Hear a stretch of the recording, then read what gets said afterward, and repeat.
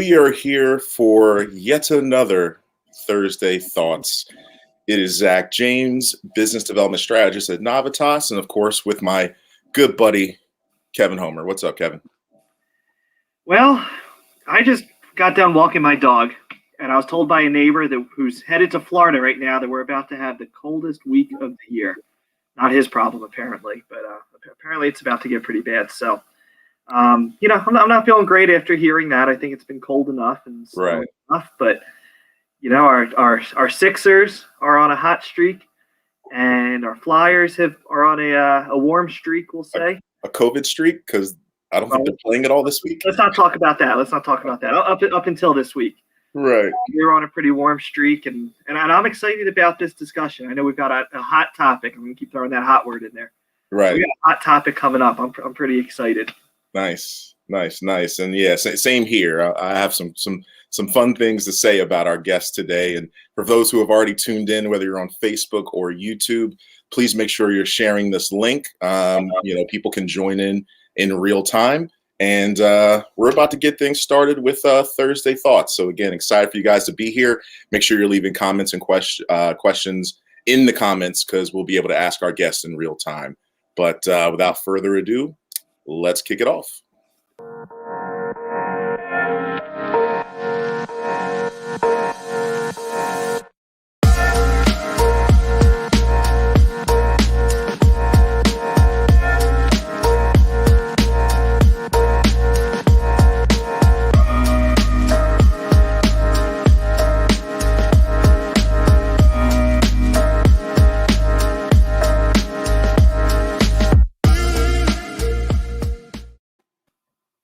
Hello, everyone, and welcome to Thursday Thoughts. I am Zach James. With me is Kevin Homer, and we are super excited to have you guys with us today. How you doing, Kevin?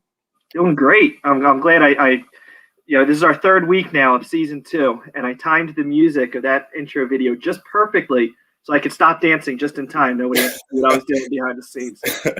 It is a nice little vibe, man. I think I need to put it on a MP3 and listen to it in my car, because I get to rocking with it sometimes. Right. It's a nice energy, at this point in the day. But listen, I'm super excited for our guest today. I'm just excited even to read the bio. I've been fortunate enough to know our guest, Jen Groover, for the last 5, almost 6 years. Jen was actually the first business person I met when I returned to Philly. So a lot of my success is tied to that start that I had, and she was instrumental in that. But I want to read her bio and then bring Jen on so everyone can get a chance to meet her and know her. Just a real quick word of encouragement for folks that are watching. Feel free to take this YouTube link or Facebook link and share it. Share it on LinkedIn, share it in emails to your friends. This is a conversation you're really going to want to tune in and share with other folks. But before further ado, let me give you a little details on our guest, the amazing Jen Groover. So Jen, just tell you a little bit about herself. Jen has been tagged by Success Magazine as a one-woman brand, a creative and innovation guru, and a leading serial entrepreneur by Entrepreneur Magazine, and ranked number 8 by SAP in the top 51 influencers of human potential. Jen Groover's name has become synonymous with innovation, entrepreneurship, and transformation.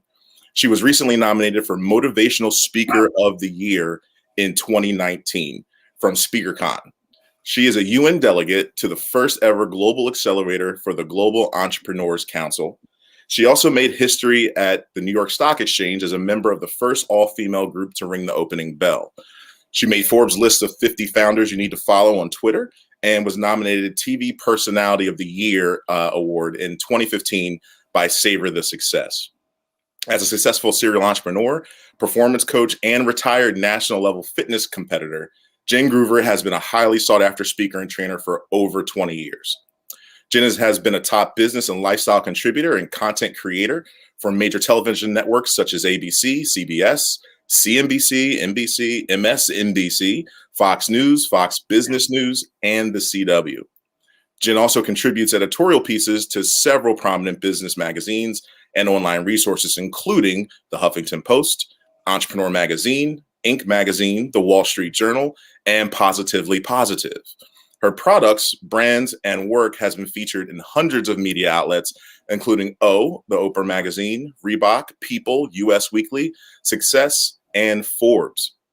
She is currently launching her latest book, The More Method, the simple formula to get more out of everything you desire in life. This is a proprietary result-driven behavioral modification program created by Jen as a culmination of her unique interdisciplinary tech teachings of human potential spanning over 2 decades. The More Method teaches people how to get more of everything they desired in life by the following. First, mastering their mindset, which is what we're going to dive into today, by their beliefs and psychological state, understanding the power of perspectives, elevating their relationships, and understanding the expansiveness of their potential in all aspects of life by teaching the interconnectivity of psychology, emotional intelligence, nutrition, neuroscience, philosophy, quantum physics, and metaphysics.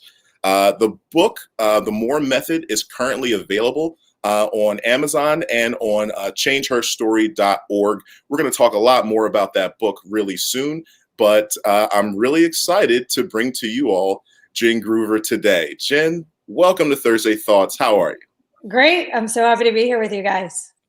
Awesome. Awesome. Yeah, folks, I really am super excited to have Jen here and to dive into this topic. Again, Jen is an international speaker, so we brought her here just for our community and our small business friends and family. So again, please make sure you're sharing this. She's going to drop a lot of jewels on us today. And again, that small bit, I told you, she was the first business person I met when I moved to Philly. We actually, I was working with her at Thusio Executive Club, which we're still a part of that business today. And Jen, I just want to personally thank you for joining us, and really glad I have you as a mentor and in my life. Well, I am so grateful too, and happy to be here, and love the energy, especially that opening music was fantastic. So let's keep that energy going. Nice. You were rocking to it as well, I see, which is great. So let's jump right into it for folks. Mastering your mind in uncertain times. I mean, that's a very kind of grabbing topic to discuss. The way you broke it down, the first thing you were telling me about was the power of perspective. But feel free just to give us kind of an intro. What does this all mean, this mastering of your mind, and what is the power of perspective? So mastering one's mindset is a critical thing to desire and then to strive for, because when you master your mindset, you master your life. And it's unfortunately not something that's traditionally taught in school. Unfortunately, we're actually taught almost against that, where we're told something and then we're regurgitating that information. And you're often told not to challenge and question things. So mastering your mindset is about challenging and questioning everything. It's about understanding that you are in control of your thoughts, your perspectives, how you view the world, how you choose to feel about how you're viewing the world. We're in control of all of that. So what's happening outside of us is obviously out of our control. But what we do with that, how we respond to it versus react to it, is in our control. And the more masterful we become at that, the easier life gets, even when things are going wrong. So during, COVID, a lot of people were really struggling. Even if people were still employed and just doing their job virtually, there were so many life adjustments that were happening, and stress is a relative thing, and how people handle it is relative as well. And a lot of people were kind of losing control, feeling like too many changes were happening at one time. And so many companies were reaching out to me saying, I don't know what to do with our employees are freaking out. They're losing it. And we never focused on training mindset. We just focused on the tacticals and technical skills. And this seems to be the most important thing, because they know the tactical and technical, but they're still not able to perform right now because they're under so much stress and they're in such a state of fear. So I learned this in my 20s as a fitness competitor. I luckily traveled the world to all of these different conventions and was surrounded by so many masters of mindset training that my degree was in psychology, so obviously I was obsessed with that type of psychological understanding. But I sat at all of their feet and said, teach me everything, because I knew, in witnessing how they were living their lives and their energy and their level of happiness and their level of positivity was everything I wanted to embody for myself. And so I hired all those mentors and put it all in practice and proved the practice through my career. And here I am today to teach everybody else. Awesome. Awesome, awesome. Thank you for that background. And I let folks know that, when folks are developing books and are coming up with all these programs, they're just not pulling it from their mind. It's from their history of the people that they've built with and their mentors. And it's a culmination of a lot of knowledge. So Jen isn't just her knowledge. She's the knowledge of everyone she's been around for the last 20 years, which I think is invaluable. So Jen, let's jump into this. One of the things you told us was the power of perspective. And folks, please don't laugh at my cartoon version of my superhero Jen. But what does this mean, the power of perspective? So perspective is how we see the world, the lens in which we're looking at the world through. Perspective is a really fascinating thing. It's a very layered thing. So how we view the world in this very moment is a culmination of a lifetime of lessons, experiences, and programs of beliefs. So we all could live through the same exact experience and have very different perspectives of what just happened. And so when we understand that we get to choose how we see something in that moment, we then need to start to reconstruct old beliefs that aren't working for us any longer. We also need to recognize that a lot of our assumptions in our experiences in our life might be incorrect. Actually, they're usually incorrect, right? So when recognizing perspective actually is an incredibly humbling experience. And the key is to understand that my perspective, your perspective, Kevin's perspective, all could be very different. And the key in being a masterful leader and masterful in one's harmony of life is not to believe that my perspective is the truth, but to acknowledge that this is my perspective in the moment. But the more I can see other people's perspectives, the more I actually can see the world in a multi-dynamic way. That it's not about me being right or you being right, but it's about understanding that I'm in control of my perspective. My perspective can change at any moment. And the key is to seek multiple perspectives of every situation and choose the one that makes you feel the best. And I say that because often the perspective people are choosing to be right about something is making them be also in pain or making their ego trip out so that they're mad at somebody else or so that they're right and they're making somebody else wrong. Mm-hmm. And the key is to choose the perspective that makes you feel the best, that to quiet that ego and that need to be right and decide that my perspective is only my perspective. It is not the truth. It is simply my perspective, and everyone else has their own perspective. And the more you can actually say, hey, Zach, how did you see that playing out? And you share your perspective with me, I become a more dimensional fabric of this life. And I can start to see things in multiple ways that make the world a greater understanding instead of this victim mindset where everything's happening to you instead of for you.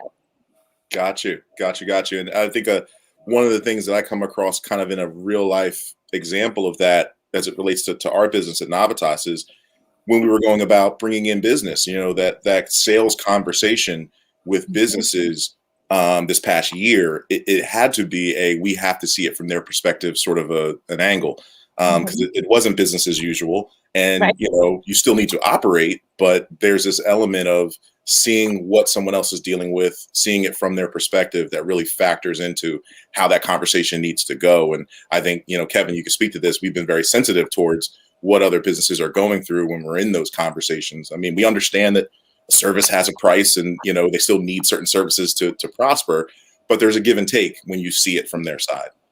Yeah.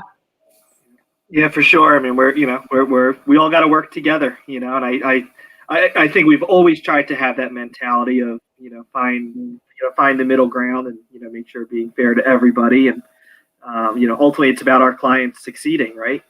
But yeah, I mean, this past year, it's definitely been that much more challenging. And, we think we're good at putting ourselves in their shoes, but, the shoes have been a little different this year.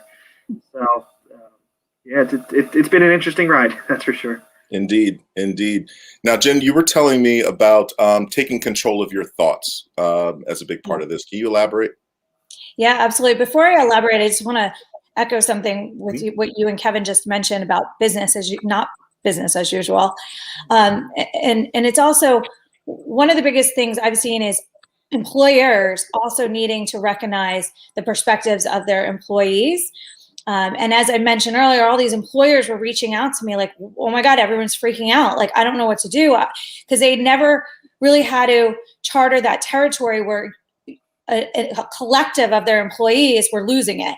Usually it may be one or two are going through something personally, but this also, I think, was a gift in helping employers start to understand this communication between the employer and the employee that more effectively in the personal realm too, of how are you seeing this? How are you feeling about this? Mm-hmm. And really forcing better communication all around the board to create a better culture within each company. So that's a gift from it. The ones that aren't are the ones that are struggling right now the most. The ones that are seeing it are seeing the opportunity and growth, the great growth that actually will come from this from a long time from now. But controlling your mindset is really being able to look at each situation and ask yourself, how is this making me feel? And again, this is what it comes back to. Is this situation and the way I'm viewing it hurting me or helping me? Am I viewing this from a fear-based scarcity mindset? Or could I look at this in another way that's positive, that will make me feel good, give me energy, and make me productive? So I'll give you an example. Many years ago, I had business partners who stole from me, from my Butler bag company. And it could have really sent me in a downward spiral. It was a stressful time. But every day I would say, okay, there's a lesson in this. What is the lesson? How could I see this differently? How can I approach this differently? And how can I take everything that's happening right now and help me get stronger because of it and build a better business? So instead of having this fear-based victim mindset and angry and going after and suing these people, which everybody was like, why aren't you suing them? And my thought process was, that will take the next 3 to 5 years of my life of looking backwards, digging up negative feelings and emotions, focused on everything that's wrong instead of what's right. But I believe if I just focus on everything that's right and the lessons that come from this, then I can build better and move on and faster. And so mindset control is knowing that I get to choose in every single moment how I want to see something. I get to choose what I want to do with it. And I get to choose whether I want to shut my ego down or have my ego roaring, which usually is not in your favor. My good friend Micah Hayes taught me this saying years ago, your ego is not your amigo. And it totally is not your amigo. The ego seeks to destroy. So a lot of people think, oh no, Jen, I use my ego to be more competitive. You're more competitive when you choose to compete against yourself every day. When you choose to be a better version of yourself every single day, you'll win big time. But your ego really does seek to destroy. It is not your friend.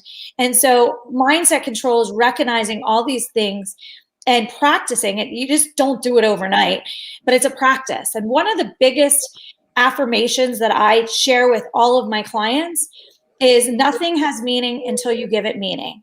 Literally nothing has meaning until you give it meaning. So you're the meaning maker of your life every single day. So are you assigning meaning to situations that's hurting you or helping you? And it keeps coming back to a very simple question. Are you hurting yourself or are you helping yourself? And you have to take other people out of this, because people say, well, that person did that to me. Yes, they might have. But is the meaning you're giving it hurting you or helping you? Is it helping you move forward, or is it going to hold you back in a state of being a victim? And I'll give another example, because I think people really understand these lessons a lot more effectively through examples. But I had a really dysfunctional childhood. There was a lot of trauma, and I share this in all of my speaking engagements and in my book, The More Method, in detail, because I think it's really important people understand the context of which I am operating from. I didn't just wake up in this white picket fence life and went and studied psychology and started just throwing out theories to people. I became who I am because I practiced the theories, and I recognized the theories that worked in healing my own trauma and overcoming my own, what could have been limitations in my life because of my childhood. So when I tell my story at each speaking engagement, people come up to me afterwards and say, gosh, I'm so sorry that you went through that. And I'm like, no, it was great. It was my training ground for success. It taught me how to be resilient and adaptable and pivot and be an entrepreneur and self-sufficient, and all the skill sets I needed to be who I am today, I learned in my childhood. And the interesting thing is I have a brother who's only 11 months older than me. We grew up in the same exact trauma. And his story, the meaning he gave it was a victim meaning. As you can imagine, his life is so different than mine, polar opposite from mine in every way possible, because he gave it a different meaning. And so mindset control really comes down to the very simple philosophy of what meaning are you giving things? And is the meaning empowering you or creating a victim mindset? And if your meaning is giving a victim mindset, you're just going to hold back your potential. Wow. Right. So folks, you're getting jewels here. I hope people are taking notes. Of course, we will have this on YouTube, and I'm sure if you're not now, you will be following Jen on her social platforms to see when she's speaking and opportunities to really dive into her story. But, you know, I'll even do a quick plug. I haven't had a chance to read The More Method yet, but I feel like it's something I need to get, because it's hard to put yourself in that mindset of changing, you know, what these things do to you, and feel like I don't even think I have the control. Like, I'm still upset of a business deal where someone stole from me, and I'm right now really upset about it. And, you know, partners I had already sued them. I didn't sue. I'm trying to think if I should, and I haven't. I don't know if I can grasp the concept that you just put forth. So I'm going to get the book and read it to help me, you know, process that and work through it. But yeah, that's some really life-changing type stuff there. Anytime we're holding on to anger, we're creating our own anchor. Yeah. And so that makes your life harder, right? So forgiveness is freedom. Forgiveness is literally like shackles on your feet with cinder blocks pulling you down in the water. Right. And so when the ego needs to be right, like, no, they did this to me, they need to pay for it. Then you have to go to this place of thinking, is this going to hold me back? Potentially, yes. Is anger going to keep my vibration and frequency low and take up space in my head that is not, which should not be given to somebody that's not worth it? 1000%. And so again, it's not easy. You don't do this overnight, but it's conditioning. Just like any type of conditioning is, conditioning habits, conditioning going to the gym, conditioning, you know, being loving and a thoughtful person. All of it's conditioning. And the more you practice it, the easier it gets. It has to be intentional if you've never been exposed to it before. And the key also is surrounding yourself by people who live it already, which I know you do. And then also having mentors or people that you are, you know, watching from afar, like on social media, that are exuding the behaviors in which you would like to exude yourself, so that you can start remembering, I don't want to go back to this low frequency ego behavior. I want to be up here in a high frequency space. And when I feel like tripping, I say to myself, what would the Dalai Lama do right now? Because I study Buddhism. What would the Dalai Lama do right now? Would he be freaking out right now? No, he would look like such an idiot if he did that. Like, that's everything he's not. So it just reminds me to not go in that space. Or there's a movie called The Way of the Peaceful Warrior. It's a book as well. And it's like Karate Kid. And I saw it so many years ago, and it completely transformed how I view what we're talking about right now, where this master is teaching the student, and the student's young and arrogant, and he wants to learn the way he wants to learn. And the teacher's trying to teach him the right way to learn with the foundation and the fundamental principles. And the kid gets frustrated, freaks out, has a temper tantrum. And the master stays so calm and centered. And he looks at the student as he's freaking out and said, "Fools react, warriors respond."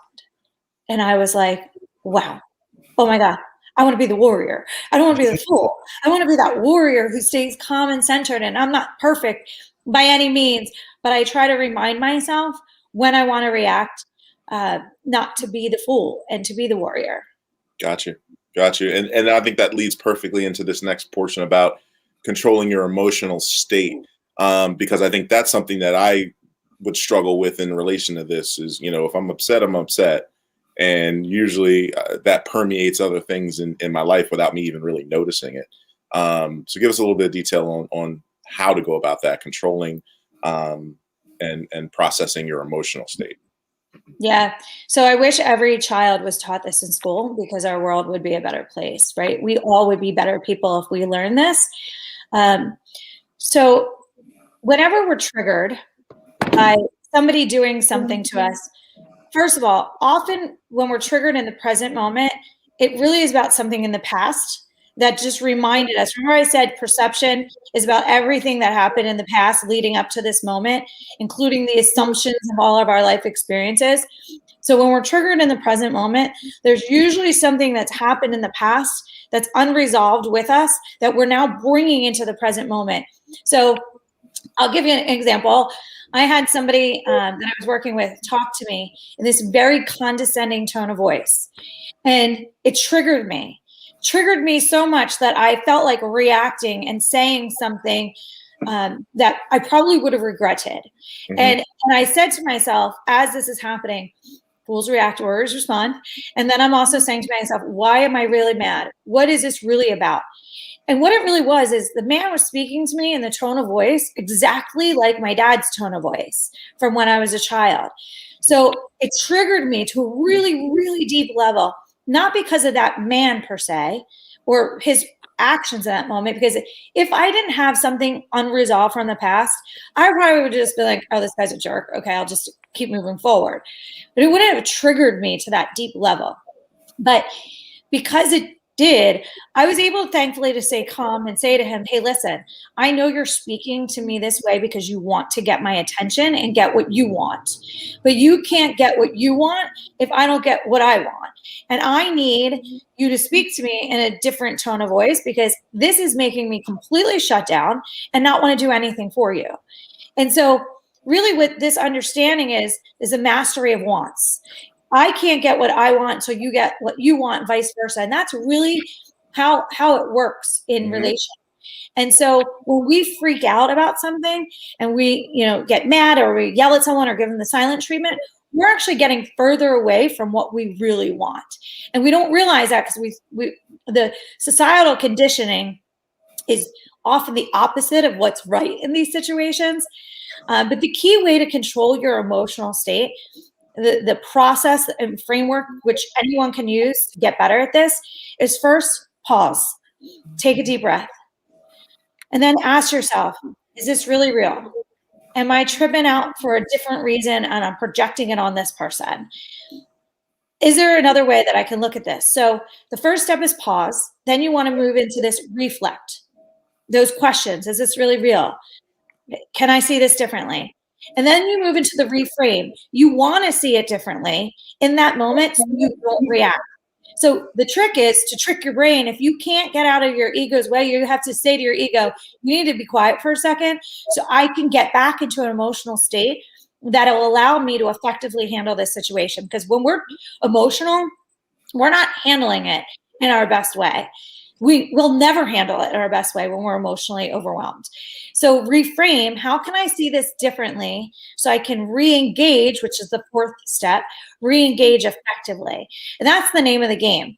Now, a big thing here is pausing and then moving into the reflecting can sometimes take seconds, and sometimes it might take days or weeks. And sometimes you might need to say to somebody, hey, listen, I need to take a step back and process how I'm feeling before I respond to you. It might take me a day or two or a few days.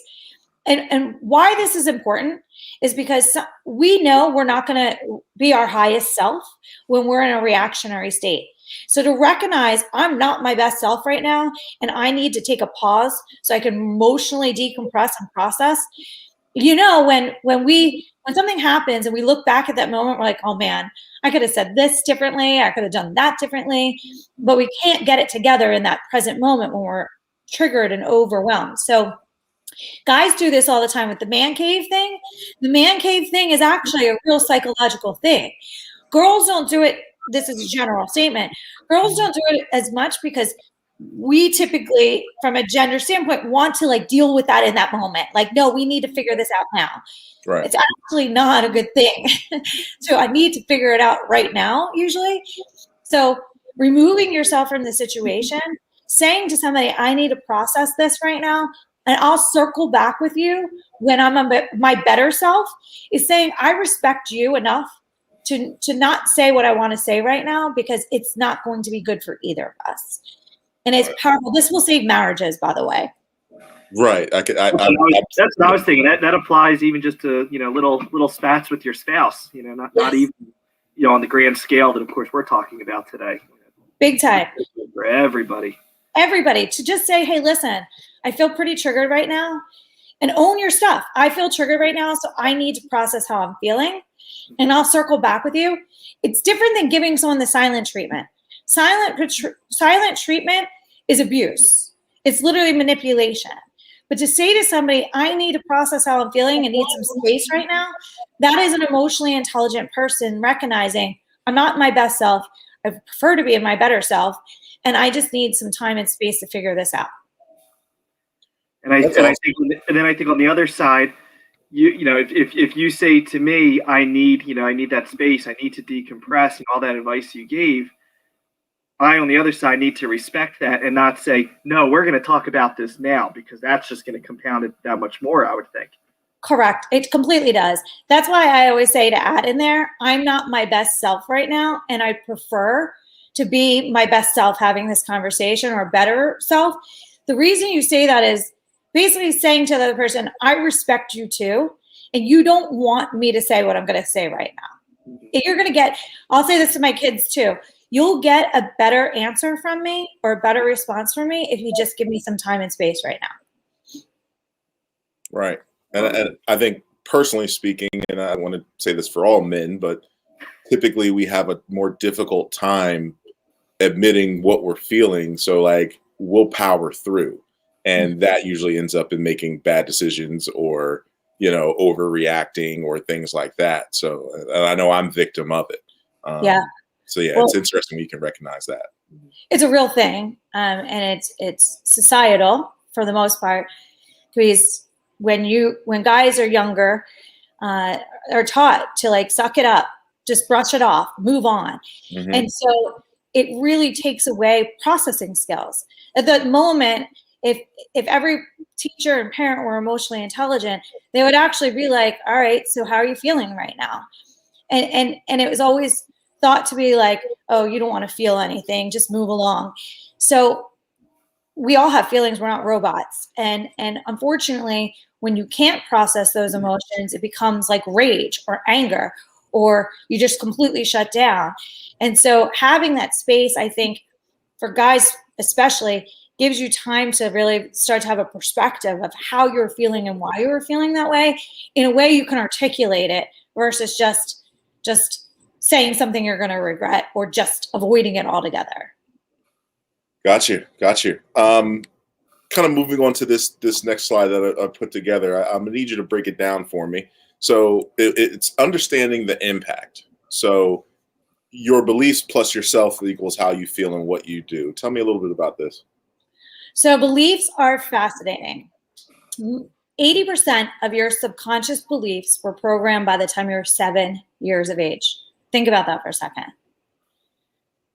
80% of your subconscious beliefs were programmed by the time you were 7. Now, next step of that is 80% of your decisions you make today are based on your subconscious beliefs. So beliefs equal outcomes. Whatever you believe is what's showing up in your life, whether you realize it or not. And this is the problem. Most people don't audit their beliefs on a regular basis. So they're just operating from a subconscious place that might not, and usually doesn't, align with their desires or what they really want for their lives. So they create self-sabotaging situations on a regular basis. So, for example, a lot of people have scarcity mindset beliefs around money. So for me, I was in a childhood where there was a lot of fighting around money, manipulation around money, scarcity conversations around money. So I had to reprogram all of my beliefs around money in order to become successful. It was very intentional, and it was an ongoing process. Or a lot of people believe for relationships, most relationships fail because maybe their parents got divorced and it was a bad divorce. So, or they saw divorce all around them. So if they believe that, they're going to actually self-sabotage relationships so that their ego can be right. The ego seeks to be right. The ego seeks evidence of that belief. So whatever beliefs you have in your life right now, let me back up for a second. Whatever outcomes you have in your life right now that you do not like in any aspect of your life, there is 100% a belief or multiple beliefs that have to change in order for the outcome to change. I'm going to say that again because it's very complex, but it is literally the game changer of all game changers. Whatever outcome or outcomes you have in your life right now that you do not like, write them down. Then start to go backwards. What beliefs do I have around this that is attached to it that I need to change? So I'll give an example. I kept in my younger entrepreneur life, I was doing really cool things, but I knew I wasn't living to my potential. And I had this idea journal filled with ideas.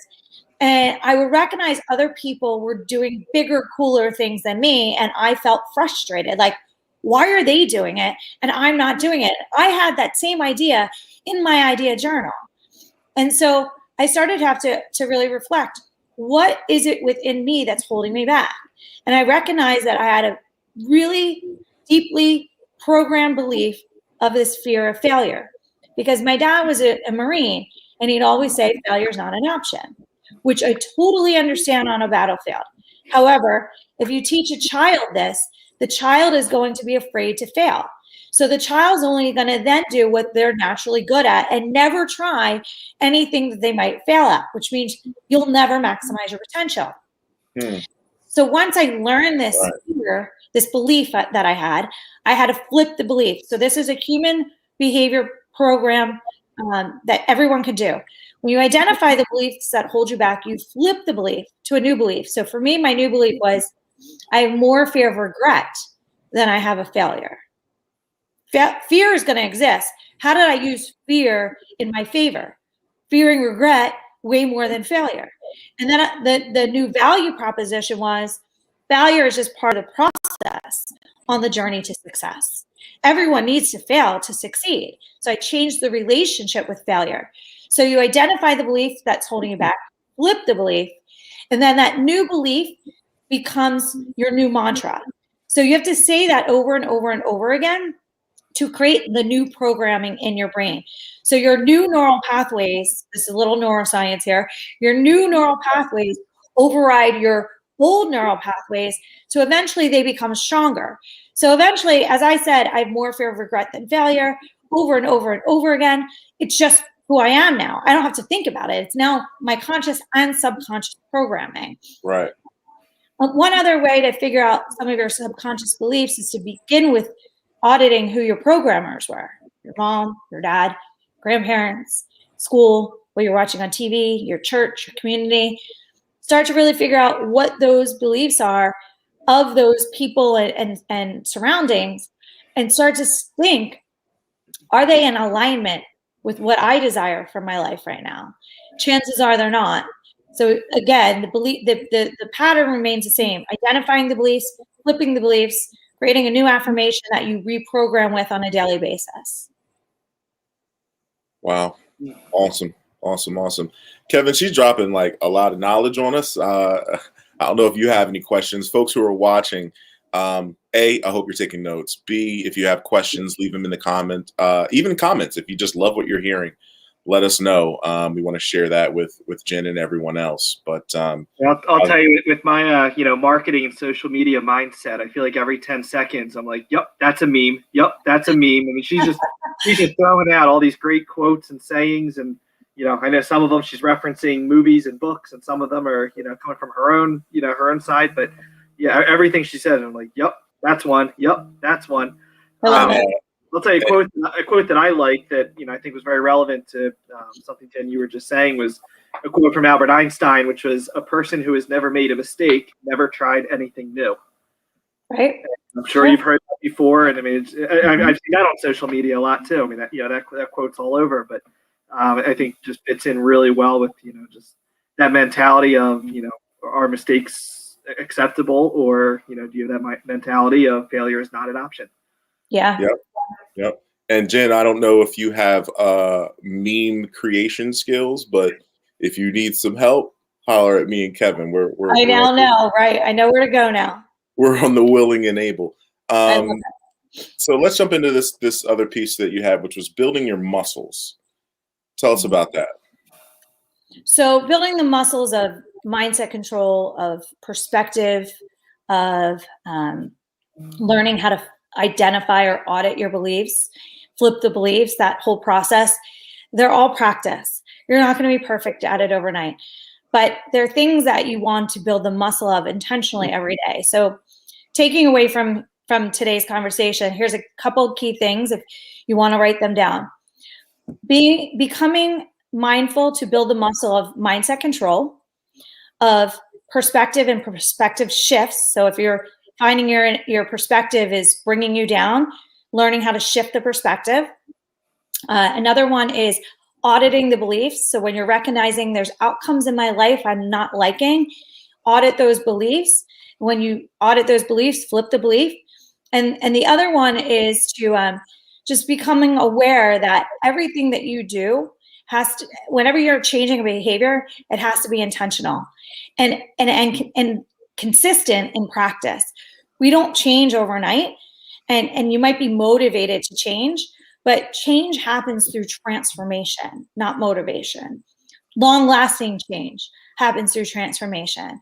Transformation happens when you get to the root of your issues, and then you intentionally make these changes on a consistent basis to eventually it just becomes who you are.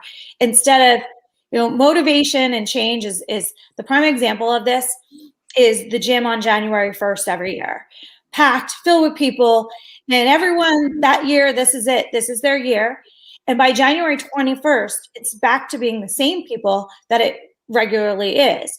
And the reason is because people are trying to motivate themselves with willpower to change. And so their beliefs every day as they go to the gym are, I hate working out. I hate eating healthy. This is torture. It's really cold. I wish I was still in bed. And so they're staying in these negative belief patterns that don't align with their goals. But if they flip their beliefs and every day consistently went to the gym thinking, I love how I feel when I work out. I love the energy it gives me. I love how productive I feel when I leave. I love how I feel like I'm in a great mood every day after this. And then they consistently reprogram their brain as they're going through the new actions. By January 21st, or maybe even might be January 30th, they're now transforming who they are and no longer needing that willpower and motivation to change. They're going to begin to crave that. They're going to begin to crave that feeling of energy afterwards or being more productive. And when they don't do it, they're going to recognize, wow, I feel like so sluggish today. And it's because I didn't go to the gym this morning and my body is beginning to crave that now.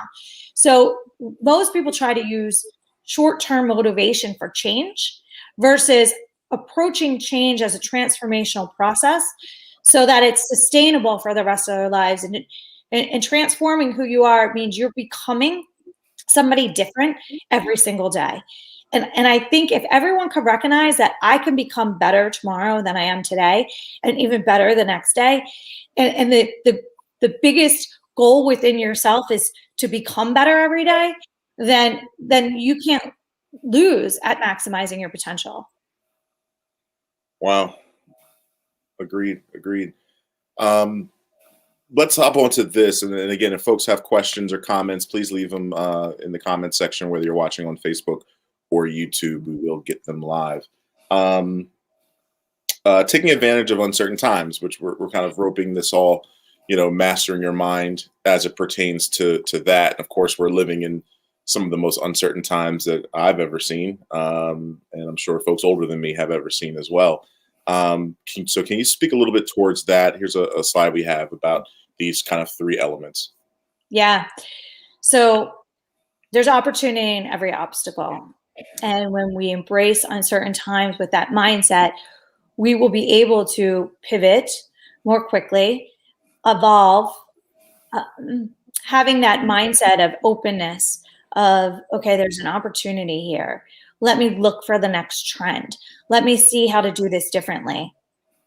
If we're in a state of fear, like, oh no, it's uncertain times, I don't know what's going to happen, oh dear, like what's going to be next, and we're focused on that, we're going to state of fear, which is constriction.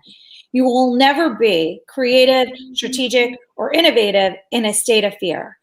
So the more calm you stay, the more adaptable you will be to the situation, the more you'll see opportunities around you. So for example, when I came home from Asia, well, I was doing a book tour in Asia in February and the beginning of March. And then I was going to come home and start my book tour in the US. For those of you who don't know, setting up a book and a book tour, the whole year in advance is that. And it consumes you. It's a full-time job to prepare for that book launch and book tour. So as you can imagine, when I came home from Asia and a few days later, everything is in lockdown and we don't really know what's happening. But all I know is I have over 120 events being canceled with no sight ahead of when they'll be rescheduled, if they'll be rescheduled. Many of them eventually went virtual, but it's very different. Live events and book tours is very different virtually versus in person. And pretty much overnight, I lost 70% of my predicted revenue for the year ahead.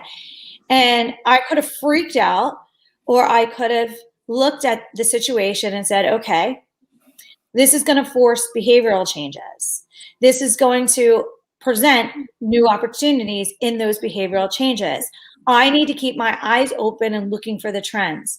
So I created the company of this screen behind me during COVID because I realized that so many people weren't prepared to work from home. They didn't have office spaces. They were working in their bedrooms or their kitchens and hiding from their children who were virtual schooling. And a lot of them didn't like the virtual screens, or their computers weren't updated for the virtual screens, or they weren't using a platform for it. So I wanted to make portable, affordable screens that anyone could fold right down and take anywhere with them. And so, and brand their company or whatever they're promoting behind them. So this became a big opportunity during the middle of this chaos for me. And so in staying open to the trends, I was able to create a new company. And then from a content standpoint, I was able to really shift my focus or how I was working with corporations and shift my pitch, because many companies, like I said earlier, the CEOs were calling me like, Jen, I don't know what to do. Everyone's freaking out. I'm trying to keep everyone motivated. They're working remotely. And I asked them, you know, what is the type of training you've done up until this point for personal development? What type of leadership training do you have? What type of cultural training do you have? And I came to find out most companies never had a human behavior expert doing any of their training development.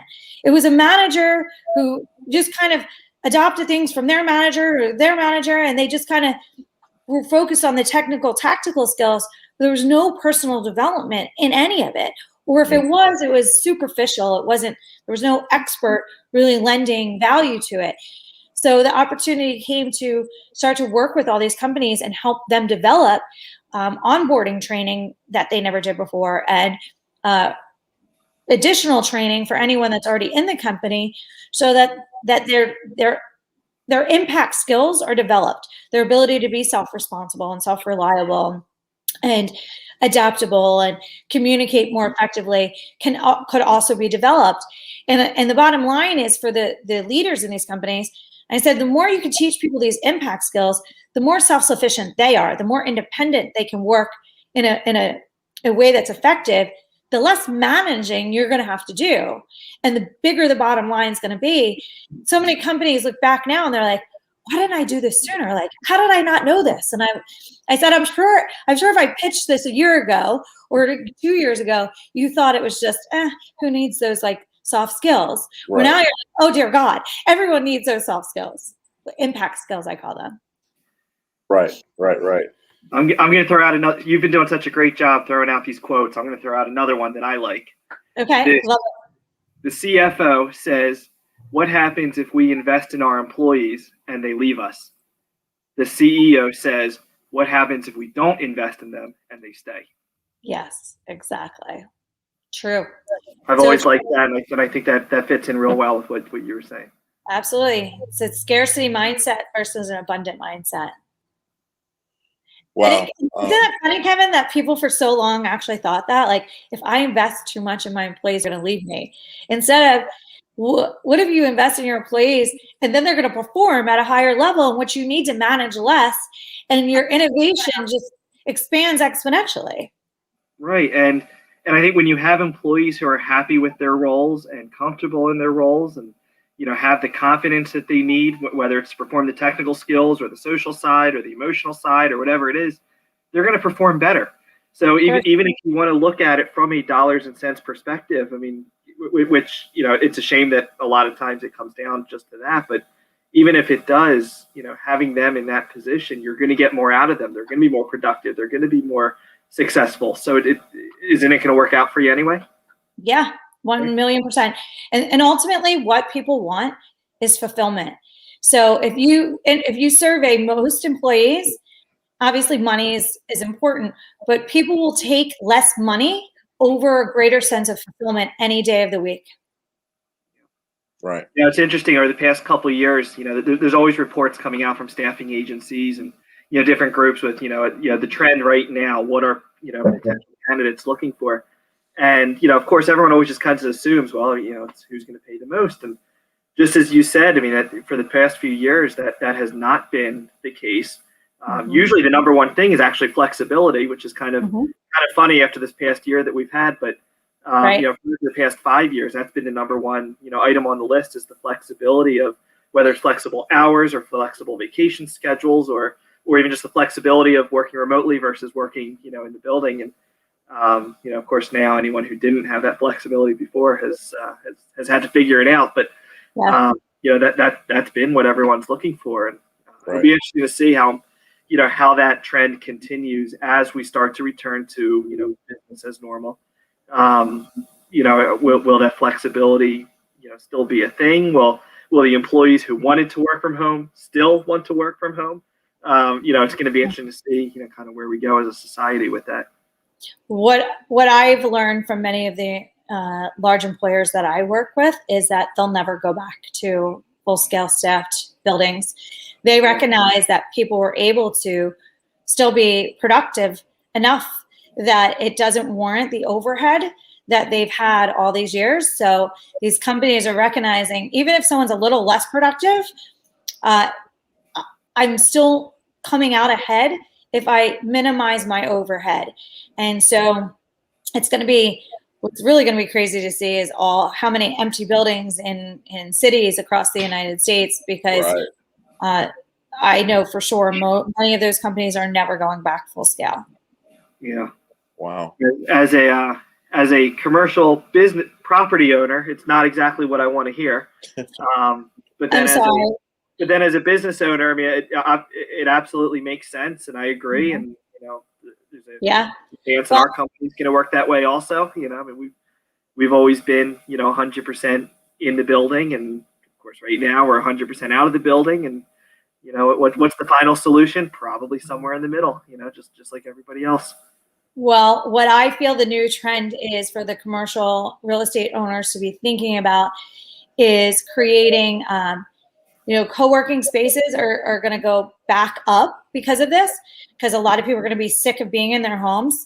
And then also, if possible, depending on zoning, I know many are trying to create living space that has more of a living co-working space community vibe to it. So that people that are working from home still feel like they're part of a community. And I know that trend was really moving anyway for millennials, but I believe it will move in that direction for a lot of people of different generations and different backgrounds now. Yeah, it's really interesting how much has been forced on us in the past year that I feel have been trends over the past couple of years. It just really got accelerated when March of 2020. Yeah. Just like that, the mixed use space with the living and working. As you said, I mean, it's a trend. It's not a new concept. It's a trend that's been occurring, but now we're just kind of rushed into it a little bit more. Yeah. And I think, even it was focused again on the millennials who, don't have that old mindset of, I need to own this house and have a big house and want to be more adaptable and agile. But I think now you'll see it with like single moms who, felt isolated during this time period and want a community, to older people who felt completely isolated. So it's not just going to be for that one target market anymore. That was what was being marketed, but for all these different demographics. We go back to the overall theme of this discussion with mastering your mind, and it's all about perspective and everything. And obviously there's been a lot of bad that has happened over the past year, but I'm excited about some of the changes that this negative year has had on us. Mm-hmm. And seeing like some of our clients who have been so traditional in nature, and now the success that they're having with implementing some of the technologies, mm-hmm. that for years we've been talking about, but they just couldn't do it. Yeah. On a personal level, I mean, how many of us have parents and grandparents who have been so against technology that all of a sudden, my 90-year-old grandmother, who has been Ms. Anti-Technology for so many years, is liking pictures on Facebook. No, it's great. Unfortunately attended her sister's funeral a couple weeks ago on Zoom. Obviously we had to set up the Zoom, right. But just the fact that she wanted to attend and do it, I mean, that never would have happened a couple years ago. Yeah. And there's definitely some positive changes that are coming out of it. And Jen, just as you've been talking about for the past, 45 minutes, it's all about perspective and how you choose to look at it. Right. Yes, this year has sucked. It is what it is, but there's definitely some positive perspective to come out of this also, both professionally and personally. Yeah. And what you focus on expands. So if you focus more on what's right than wrong, you'll get more of it. Yeah. 100%. This has been awesome. Jen, let me thank you again and again and again for joining us, for sharing your mindset and skill set and intelligence with our viewers. We've gotten a lot of likes, and I see little hearts popping up and all that kind of stuff. As Kevin says, when folks don't ask questions, it's typically because you did such an amazing job explaining it that there's nothing to ask. They actually got great information. So again, I really do appreciate that, Jen.